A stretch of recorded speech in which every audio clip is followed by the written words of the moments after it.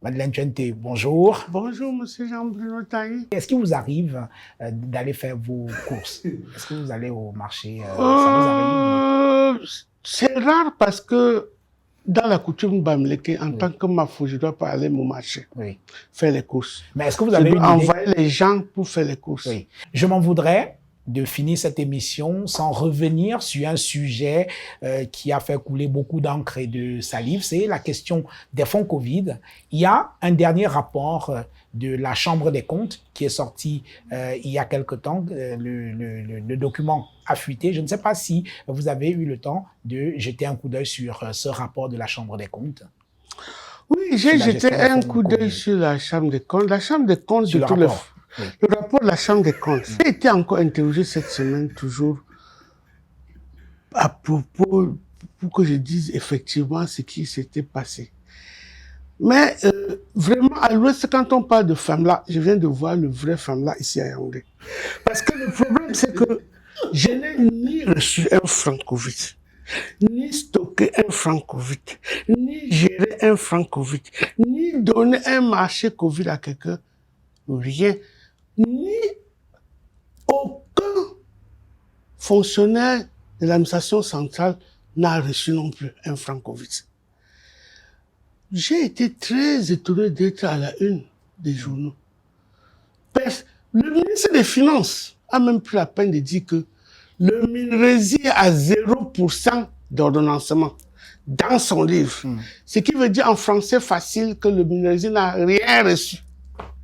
Ça n'a pas empêché. J'ai vu des grands intellectuels. Vraiment, notre pays, on doit un peu se ressaisir. Parce que cette histoire m'a fait comprendre que dans nos prisons, il y a sûrement des gens qui n'ont jamais rien fait, mais qui ont été des ennemis désignés et qu'un cabinet noir a décidé d'éliminer pour toujours. Parce que j'ai jamais compris ce qui s'est passé. Je n'ai jamais touché un franc Covid. Comment j'ai pu détourner un franc Covid? Oui. Donc vraiment, vous les journalistes, je vous prierai vraiment, de temps en temps, sachez que ce que vous dites détruise des gens, détruise des vies, alors que des gens ont passé le temps à vouloir faire du bien. On vient maintenant leur coller des histoires qui n'existent pas. Est-ce que vous savez que je suis arrivé à un hôpital, il y a un monsieur qui a dit, Madame, je peux vous tuer pour me venger de l'argent Covid que vous avez détourné. Alors vous vous imaginez, nous avons des enfants aussi, nous avons de la famille. Est-ce que vous vous imaginez? Il y a un Bayangam qui a dit que la mer, c'est telle que nous la connaissons. Si elle vole 6 milliards, nous verrons les traces ici au village. Quand vous avez une trace des milliards, c'est-à-dire on parle des milliards. Les femmes camerounaises ne savent même pas où se trouvent les paradis fiscaux. Si j'ai 1 milliard, qu'est-ce que je fais avec? Des fois, je me demande, quand les gens parlent de milliards, on dit tel a des milliards. Tout ce qu'on a même donné à l'IMPM, c'est 600 millions. 600 millions par rapport au budget de ce pays. Les 600 millions là de médicaments, c'est ça qui a renversé tout le Cameroun comme ça là. Excusez-moi de parler de terre à terre, mais vous-même regardez. Entre les 600 millions qu'on a donné à l'IMPM, et l'IMPM a commandé les médicaments.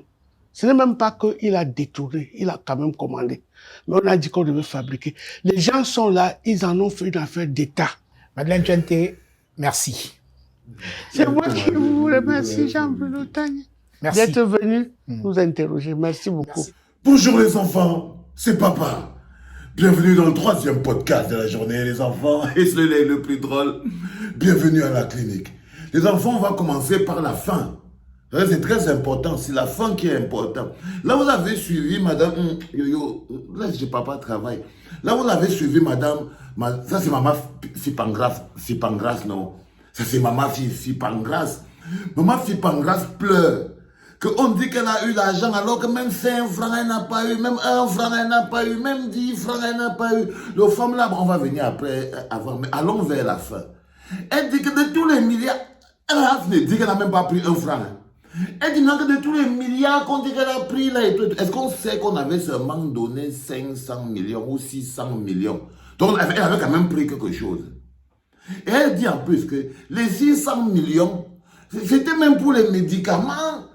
On avait commandé les médicaments. Bon, c'est vrai qu'on avait dit qu'on avait fabriqué, mais on avait commandé. Donc, vous vous rappelez qu'on avait dit que Maman Fipangras, le ministère de la Recherche scientifique a pris les Camerounais pour les gogoles. Ils ont plutôt fait des cartons ici et ils ont commandé les médicaments. Elle dit que ce n'est que le petit problème là. C'est qu'avoir dit au peuple camerounais, on n'est même pas encore sur la quantité d'argent. Déjà, on est d'abord déjà dans le mensonge. Au départ, elle dit qu'elle n'a même pas eu un franc. Elle compte que les milliards, c'est quoi? Est-ce que quelqu'un peut voir les milliards et tout? Mais à la fin, elle vous dit quand même qu'elle a quand même reçu. Et qu'ils avaient menti au peuple camerounais. Mais je vous rappelle qu'à l'époque là, quand on disait que Madeleine Tchende a volé l'argent du Covid, Ma fille Pangras a volé l'argent du Covid, elle est partie avec, elle est partie commander les médicaments, chloroquine, c'était la chloroquine. Alors qu'elle avait fait tout un reportage montrant la machine, que quand la machine la lance seulement un tour, c'est seulement les seaux de chloroquine qui tombent de l'autre côté, non? Oui, elle avait fait un reportage à la CATV. Maman, c'est Pangras. Elle avait fait un reportage à la CATV où la CATV avait filmé une machine, la machine que vous voyez ici, c'est une pondeuse de chloroquine. Quand ça va lancer le tournant là, on va seulement remplir les seaux de chloroquine et tout ça là. Son nom est donc parti sortir à la Cour des comptes qu'elle a pris aussi l'argent du Covid. Elle dit donc qu'elle ne comprend pas l'histoire là.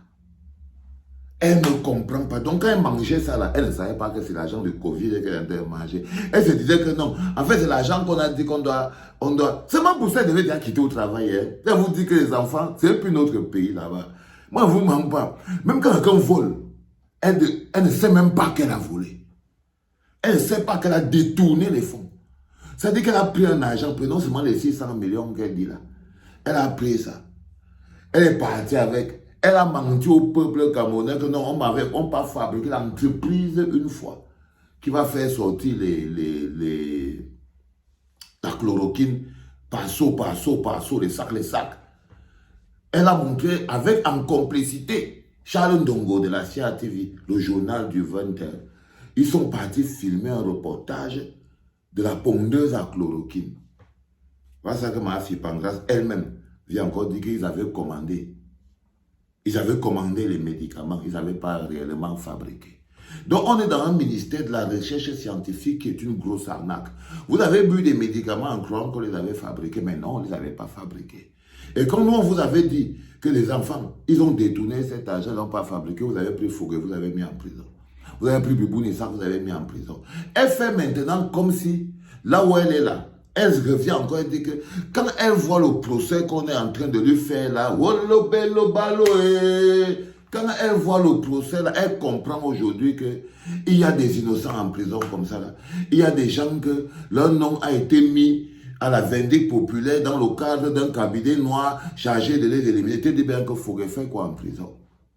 Donc elle fait comme si elle découvre qu'il y a des innocents en prison parce qu'on l'aurait taxé d'avoir mangé un argent qu'elle a réellement mangé. Bonjour madame, ah oui, Jean-Bruno Daniel. Il y a même un maman, il y a un gars qui a été ici à Bahangam que la mère, si elle avait mangé 6 milliards, on aurait vu ici là. Elle prend même bien le peuple qui souffre à témoin. Je vous avais dit que quand l'heure du changement va venir, quand l'heure, on va dire à quelqu'un que c'est lui qui était assis, il va dire que lui ne connaît pas ces choses-là. Il n'était pas invité à cette fête, il n'est pas du quartier. Je vous dis. Donc elle dit qu'il y a même un gars qu'elle a croisé à Bayangam là-bas, que quand même dit dans son village qu'elle ne peut pas avoir croqué les 6 milliards qu'on l'accuse d'avoir croqué là. Si elle avait croqué les 6 milliards là, on devait voir ça partout. Est-ce qu'elle connaît même là où il y a un paradis fiscal? Et elle fait encore un tournage, elle pourrait dire que est-ce que je connais? Elle est tout un ministre de la recherche scientifique. Maintenant elle vient de jouer le rôle de la Rémé qui vit dans un village, quand vous dites que c'est des schizophrènes. Ils souffrent du dédoublement de la personne. Là, vous n'avez pas Madeleine Tchende, la rapace militante du RDPC, bourreuse d'une actrice fondamentale de la conservation de pouvoir. Si le pays est dans cet état, c'est à cause d'elle aussi. Mais là, elle joue la maman du quartier qui ne connaît rien. Elle dit qu'elle a eu une transformation. Vous voyez qu'elle est comme une... Oui, Jean-Bruno Daniel, Jean-Bruno Daniel.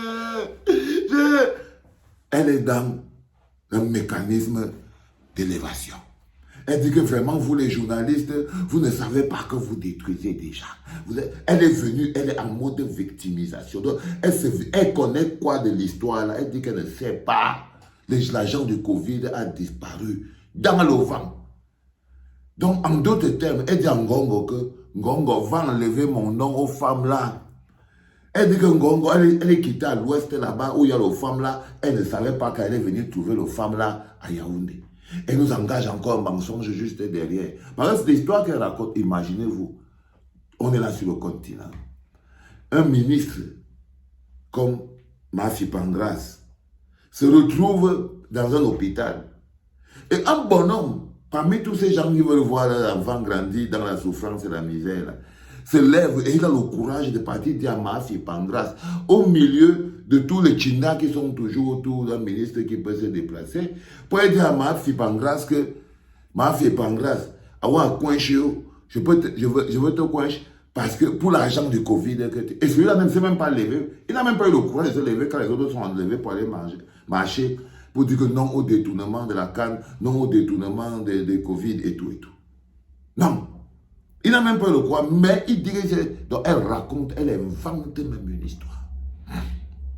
Histoire créée dans le but d'amadouiller un peuple qui souffre, parce qu'ils savent que nous on a le cœur. Quand elle prend les éléments du genre, ouais, vraiment, quand on m'a accusé là, je sais aujourd'hui qu'il y a des gens qui sont désignés pour être attaqués par un cabinet noir et tout, patati, patata. Mais Mafi Pangras, il te dit bien que Bibo Nissak est en prison, désigné par un cabinet noir que tu connais. Elle parle plus, elle dit que, est-ce que les mamans même connaissent où sont les paradis fiscaux? Elle se prend pour une maman. Hein. Ou elle est ministre de la recherche scientifique. Donc elle se prend là pour une maman qui cultive le pilet. Je ne sais pas trop où là-bas, à Bangsor, ou à Fumbot, ou à Koptamo, ou bien je ne sais pas trop où. Hein?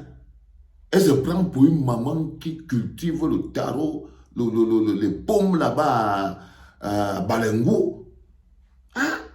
À Baham, à Bafoussam, elle se prend pour... Est-ce que les mamans même connaissent même ce qu'on appelle le paradis fiscal? Ils prennent vraiment les Camerounais pour les enfants du canard sauvage, les enfants. Est-ce que le partage a atteint bien les 2000? Mais vous avez dit qu'on lutte contre une machine compliquée. Je ne dois pas tout le temps vous rappeler ce qui se passe. Là, on résiste à quelque chose que vous ne maîtrisez pas encore. Hein. C'est parce qu'on est fort. Donc, essayez de garder le rythme. C'est pas facile. Les attaques, ça vient de partout.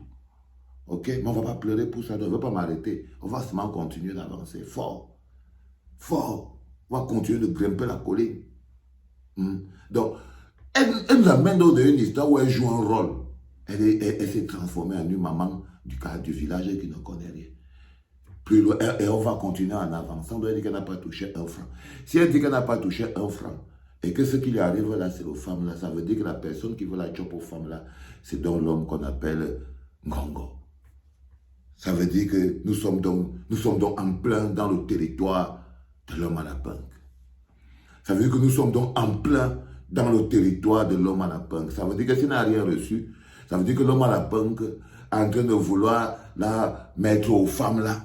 Donc il a dit en ce moment-là que monsieur l'homme à la punk, enlevez mon nom dans les femmes là, il n'est pas pris le milliard. Il a seulement pris 600 millions. Il a seulement menti qu'on allait fabriquer les médicaments alors qu'on allait commander. C'est un petit mensonge. Ce n'est pas un mensonge comme 6 milliards. Est-ce que les mamans comme moi de Balengoum comme ça là, on peut connaître même où est le paradis fiscal? Elle estime donc que personne, elle dit encore plus loin.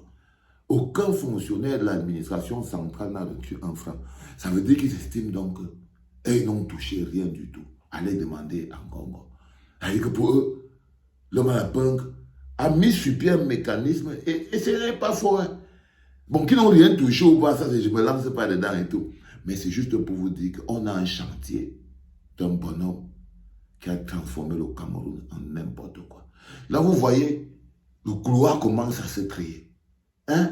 On commence à Vous avez dit aucun chantier ne sera délaissé. Ok? Aucun chantier ne sera délaissé. Donc, elle essaie de dire que la personne qui a sonné tous les ronds du Covid-Gate, c'est l'homme à la banque. Que elle m'a fait par grâce, elle a seulement sonné 600 millions. C'est seulement 600 petits millions qu'elle a sonné, pas plus. Pas plus.